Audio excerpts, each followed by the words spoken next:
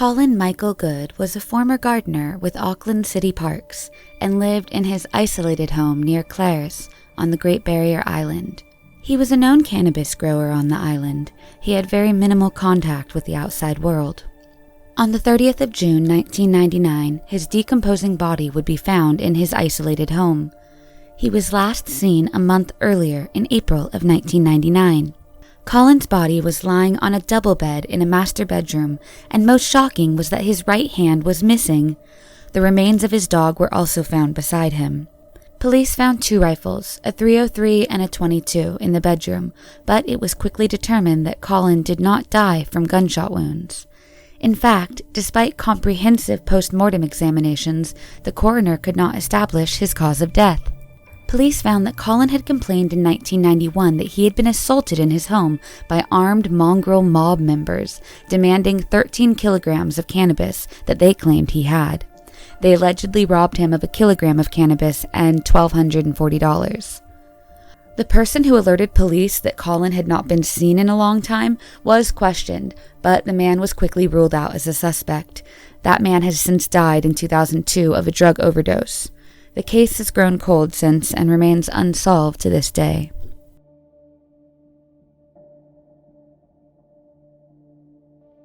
Diane Suzuki was a 19-year-old dancer and a student at the University of Hawaii at Manoa who lived in Halawa. She worked part-time as a children's dance instructor at the Rosalie Woodson Dance Academy. On the 6th of July, 1985, Diane had planned to go with her friends to the North Shore of Oahu after work with a friend. On that day, the class she was teaching ended at 3 p.m. At 3:15 p.m., her friend arrived at the academy to pick her up, but could not find her anywhere. Her car was still in the parking lot, and she had left her keys and purse behind.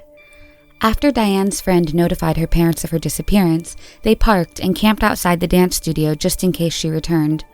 During this time, they witnessed a man named Dewey Hamasaki, his father and his sister, leaving the building carrying a heavy trunk that was then placed onto a vehicle. Dewey reportedly had a crush on Diane and worked at the academy as a photographer. He was also present at the academy when she finished her class that day. Police questioned Dewey, and he denied having anything to do with her disappearance. Police found that he had scratches on his arms that he claimed had been inflicted when he was attacked by a rooster. A marsh around his house was also searched, but nothing turned up. Although he failed a polygraph test due to the lack of evidence, he was released. 5 years later, police requested a search warrant for the dance studio and for Dewey's father's pig farm. However, only the search warrant for the dance studio was approved. The police investigated the dance studio. At the studio, they used luminol, a substance that reacts to blood. The evidence showed a lot of trace blood evidence in the bathroom area of the dance studio, but there was no record of Diane's blood type to make a comparison. 5 months later, the police finally got the approval to search the pig farm owned by Dewey's father. They dredged a pond on the property for several days. During their search, the officers came across a stone wall and noticed that a section of the wall appeared to have been rebuilt. Dewey's father got agitated when the police turned their attention to the wall. The wall was broken open, but nothing was found. The soil beneath the wall was analyzed, and it indicated that the wall had been built 5 months earlier, and also showed that the earth behind the 6-month soil had been absent of oxygen since about the time of Diane's disappearance.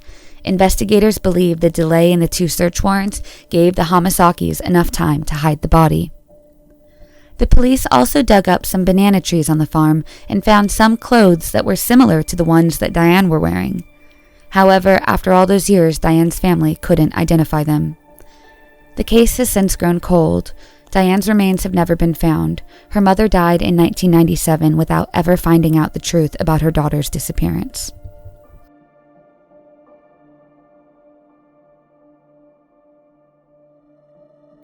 It was an exciting night in Paderborn on the 20th of June 2006 as the FIFA World Cup tournament was in full swing.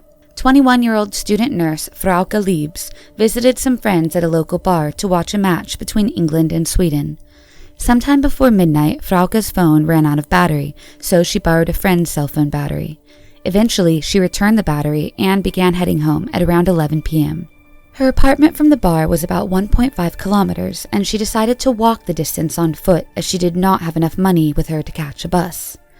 Almost 2 hours later, at 12:49 a.m., Frauke's roommate, Christos, received a text message from her saying that she would be back later. However, Frauke never arrived home, and when she failed to show up for work, her mother reported her missing. Police tracked the location of the text message she sent to Christos and discovered that the message was sent from the small city of Neheim, which was about 35 kilometers from Paderborn. In the days that followed, Frauke called her roommate 5 times from 5 different locations within Paderborn. The first call came the night after she disappeared, from an area south of Paderborn. In the call, she said, "Hello, Christos. I just wanted to tell you I'm fine. Tell Mom and Dad I'm fine." This was unusual since she used his full name rather than his nickname, Chris. In the next few days, Frauke continued to say that she would return home soon, but did not communicate any information about her situation. She provided only vague or even evasive answers to questions. During the last phone call, on June 27th, Frauke's sister spoke to her and later told police that Frauke had answered a faint yes when asked whether she was being held captive, and followed immediately by a loud no before the call abruptly ended. Neither Chris nor any of Frauke's other friends or family would ever hear from her again. 4 months later, on October 4th, a hunter discovered Frauke's skeletonized body in a wooded area near Lieschenau, about 20 kilometers from where she was last seen. The body was found with the clothes she was wearing on the day of her disappearance. Her phone, handbag, watch, and wallet were nowhere to be found. Due to the advanced decomposition of her body, no time or cause of death could be determined. There was no evidence or DNA found at the scene. Police later concluded that Frauke had been held captive for a while in Neheim before being killed and her body dumped. Police believe the phone calls from Paderborn may have been a diversionary maneuver. In total, 900 people have been questioned by police, narrowed down to 5 initial suspects. However, they were soon cleared after they provided alibis. No arrests have been made in the death of Frauke Liebs, and the case remains unsolved.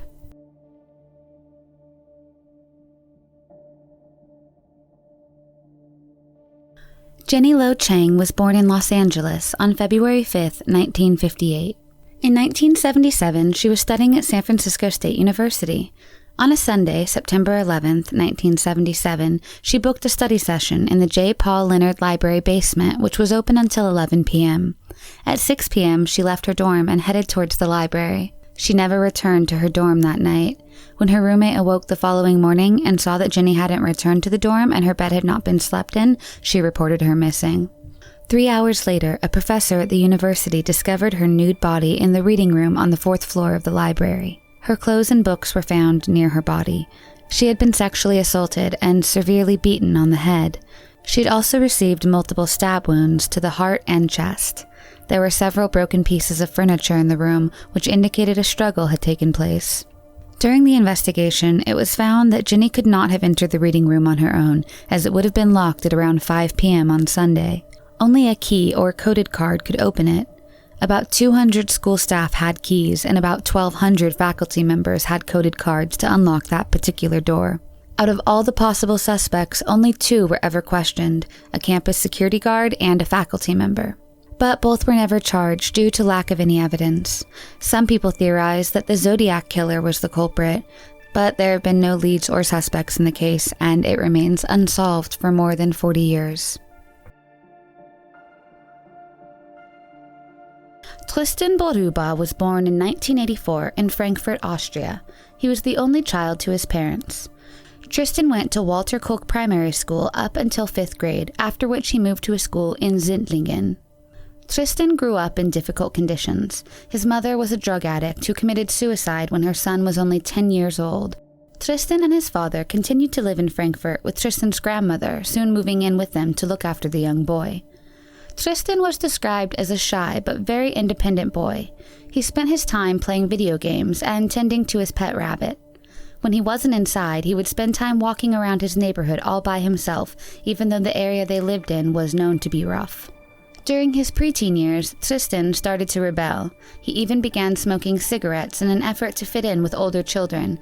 However, he was still bullied by the other children in the neighborhood. On the 26th of March, 1998, Tristan woke up with a back pain and asked his father if he could visit a doctor, but his father told him to go to school first. Tristan would go to school that morning at around 9 a.m. after hanging out with a friend outside of the school premises. Later in the day, he asked his teacher if he could leave early to see a doctor as his back was hurting.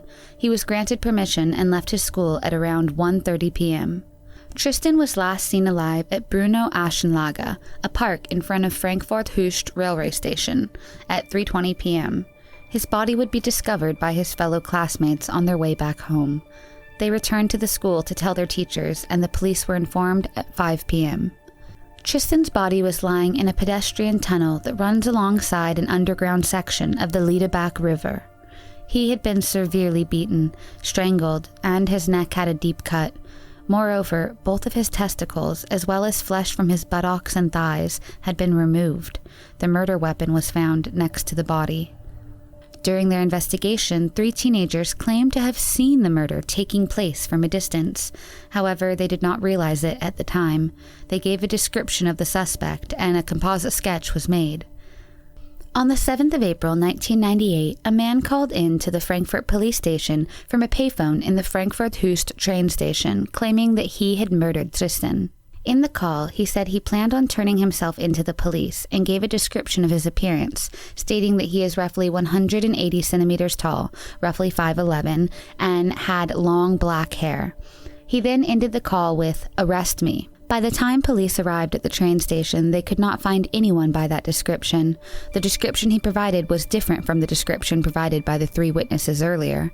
It is believed that the caller was trying to cloud the investigation by providing the wrong description. In March of 1999, Tristan's backpack was found in a forest in Niedenhausen, 25 kilometers from the crime scene. Inside the backpack, police found a road map of Germany in Czech language, which did not belong to Tristan.